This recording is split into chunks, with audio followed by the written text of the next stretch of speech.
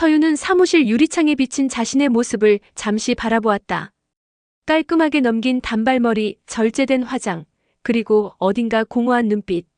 10년 전 민호와 함께 에이블 스튜디오에 간판을 걸었을 때만 해도 그녀의 눈엔 빛이 있었다.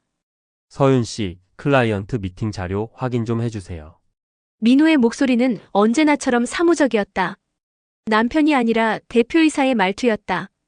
서윤은 고개를 끄덕이며 자료를 받아들었다. 그녀가 밤새 준비한 컨셉 시안은 파일 맨 뒤에 밀려 있었다. 회의실에서 서윤은 조심스럽게 입을 열었다. 이번 프로젝트는 감성적 접근이 필요할 것 같아요. 브랜드 스토리를 좀 더 부각시키면? 감정으로 일하지 말라니까. 민호의 말이 칼처럼 날아왔다. 회의실 안이 순간 조용해졌다. 직원들은 눈치를 보며 고개를 숙였다. 서윤은 입술을 깨물었다. 예전엔 그가 그녀의 직관을 신뢰했다. 그녀의 감각이 회사를 키웠다고 말했다. 하지만 언제부턴가 모든 것이 달라졌다. 민호 씨가 옳네요. 데이터 중심으로 다시 가져올게요. 서윤은 웃으며 자리에서 일어났다. 아무도 그녀의 떨리는 손을 알아채지 못했다. 퇴근 후 집으로 돌아온 서윤은 소파에 몸을 던졌다. 민호는 또 야근이라고 했다. 요즘 그는 집에 거의 들어오지 않았다. 함께 있어도 서로 다른 공간에 있는 것처럼 느껴졌다. 그녀는 침실 서랍에서 낡은 사진 한 장을 꺼냈다. 스튜디오 오픈 첫날 서로를 껴안고 웃던 두 사람. 사진 속 민호의 눈엔 그녀만 보였다. 지금 그의 눈엔 뭐가 보이는 걸까? 서윤은 사진을 도로 집어넣고 창밖을 바라보았다. 도시의 불빛이 반짝였지만 그녀의 마음속엔 어둠만이 천천히 번져가고 있었다. 무언가가 무너지고 있었다. 소리 없이 그러나 확실하게. 아직은 괜찮아? 서윤은 스스로에게 말했다. 하지만 그녀도 알고 있었다. 이미 균열은 시작되었고 그 틈은 점점 벌어지고 있다는 것을. 밤 11시 사무실엔 서윤만 남아 있었다. 컴퓨터 화면에 푸른 빛이 그녀의 얼굴을 비췄다. 분기 결산 시즌이라 장부를 정리하던 중 손가락이 멈췄다. 윤지연 아트 스튜디오 컨설팅 비용 3,200만 원. 서윤은 거래처 목록을 다시 확인했다.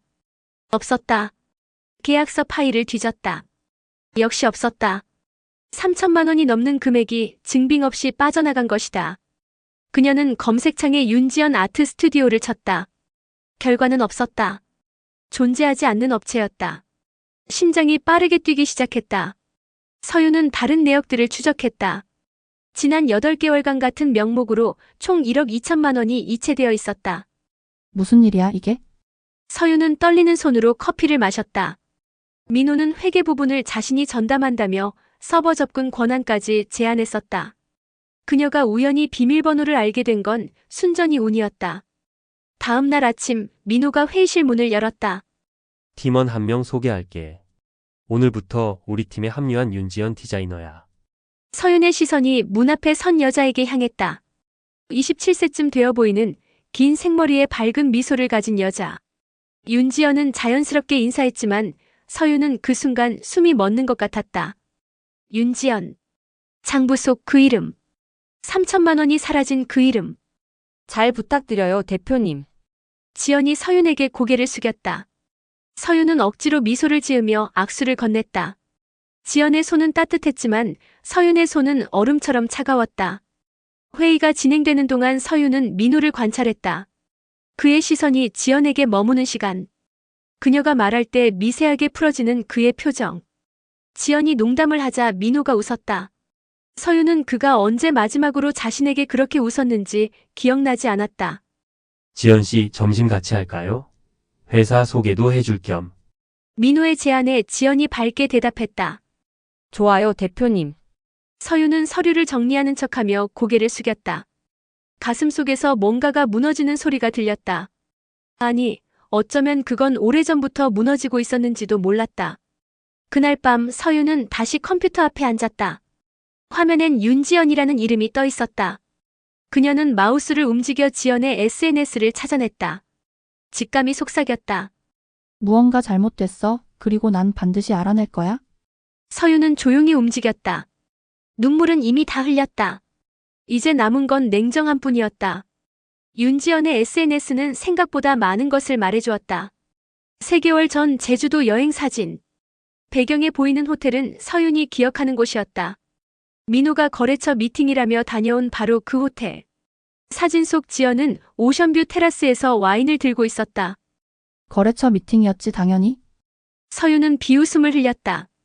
회사 법인카드 사용 내역을 다시 열었다. 그날 호텔 예약은 2건이었다. 스위트룸 2개. 민호는 왜 방을 2개나 잡았을까? 다음은 레스토랑 내역이었다. 강남의 고급 프렌치 레스토랑, 압구정 와인바, 청담동 오마카세. 모두 민호가 중요한 미팅이라며 나갔던 날들이었다. 영수증마다 2인 코스 요금이 찍혀 있었다. 가장 결정적인 건 지난달 내역이었다. 윤지연 생일 축하 선물 250만 원. 서윤의 손이 멈췄다. 250만 원짜리 선물. 품목 확인란에는 까르띠에 시계라고 적혀 있었다. 서윤은 자신의 손목을 내려다보았다. 그녀가 차고 있는 시계는 10년 전 결혼기념일에 민호가 선물한 것이었다. 30만 원짜리였다. 정말 잘하네 민호야. 서윤은 노트북을 닫고 서랍을 열었다. 그녀가 며칠간 모은 자료들이 가지런히 정리되어 있었다. 하지만 아직 부족했다. 더 확실한 증거가 필요했다. 다음 날 서윤은 은행에 들렀다. 공동명의 계좌와 회사 계좌를 확인하던 중 행원이 조심스럽게 물었다. 대표님, 개인 계좌 조회도 하시겠어요? 개인 계좌요? 네, 민호 대표님 명의로 작년에 개설하신 계좌요. 서윤은 그런 계좌가 있는지 몰랐다. 행원은 서윤의 표정을 보고 당황했지만 이미 말은 나가버렸다. 제가 확인 좀 할게요. 서윤은 최대한 침착한 목소리로 말했다. 행원이 조회한 화면에는 2억 3천만 원이라는 잔액이 떠 있었다. 거래 내역을 보니 매달 일정 금액이 회사 계좌에서 이체되고 있었다. 비자금이었다. 서윤은 은행을 나와 근처 카페에 앉았다. 손이 떨려 커피잔을 제대로 들 수 없었다. 10년을 함께 산 남자. 그녀가 믿었던 단 한 사람. 그가 그녀 몰래 돈을 빼돌리고 다른 여자에게 수천만 원을 쓰고 있었다. 울지 마. 서윤은 스스로에게 말했다. 눈물이 흐르면 지는 거였다. 그녀는 핸드백에서 수첩을 꺼내 또박또박 적었다. 1. 윤지연 명의 허위 거래 증빙. 2. 법인카드 사적 사용 내역. 3. 민호 명의 비자금 계좌. 4. 탈세 가능성 검토. 서윤은 수첩을 덮으며 창밖을 바라보았다. 그녀의 눈빛은 이미 달라져 있었다. 나를 무시한 대가가 어떤 건지 이제 보여줄게. 서윤은 주말 내내 사무실에 틀어박혀 있었다. 민호는 골프 약속이라며 집을 나갔다. 서윤은 더 이상 묻지 않았다. 어차피 거짓말일 테니까. 그녀는 회계 서버에 접속해 모든 파일을 외장하드에 백업했다. 5년치 거래 내역, 세금 계산서, 계약서, 법인카드 사용 명세서. 하나도 빠뜨리지 않았다. 클릭할 때마다 심장이 뛰었지만 손은 떨리지 않았다. 이제 시작이야. 윤지연 명의로 세탁된 자금 흐름을 추적하자 패턴이 보였다. 가짜 아트 스튜디오로 송금된 돈은 며칠 뒤 민호의 비자금 계좌로 되돌아왔다. 서류상으로는 정당한 용역비지만 실제로는 회사 돈을 빼돌린 것이었다. 지연은 단순히 명의만 빌려준 게 아니었다. 그녀는 공범이었다. 더 깊이 파고들자 다른 문제들도 드러났다.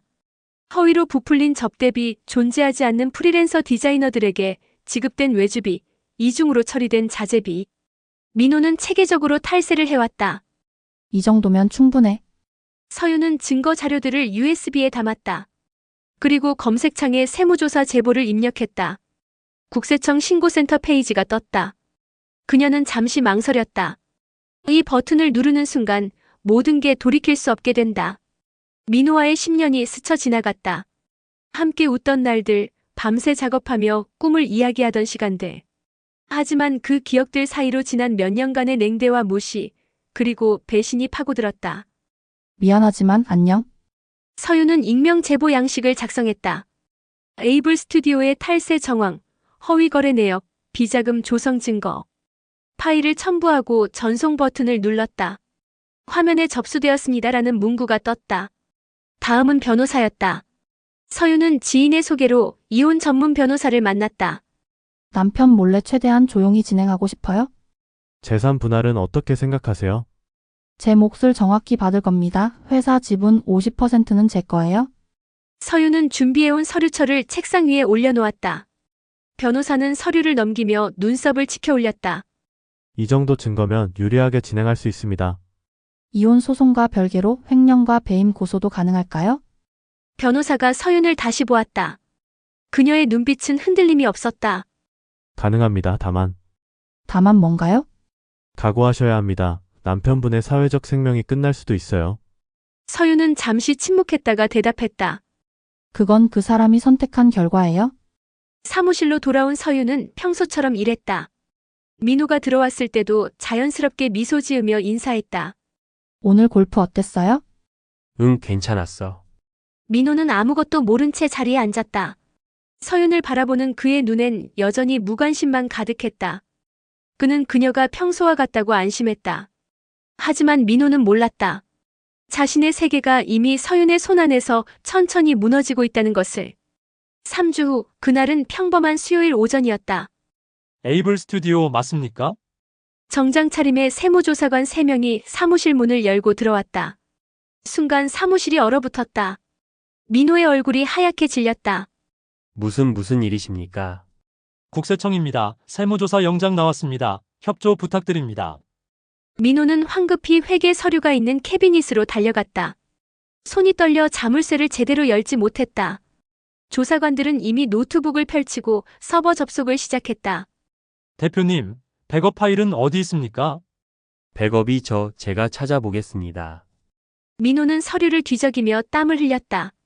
하지만 그가 찾던 핵심 증거들은 이미 사라진 뒤였다. 아니, 정확히는 다른 곳에 복사되어 있었다. 서윤은 자신의 책상에 조용히 앉아 그 광경을 지켜보았다. 차가운 커피를 한 모금 마셨다. 아무 맛도 느껴지지 않았다. 서윤 씨, 이거 혹시 뭔지 알아요? 민호가 다급하게 그녀를 불렀다.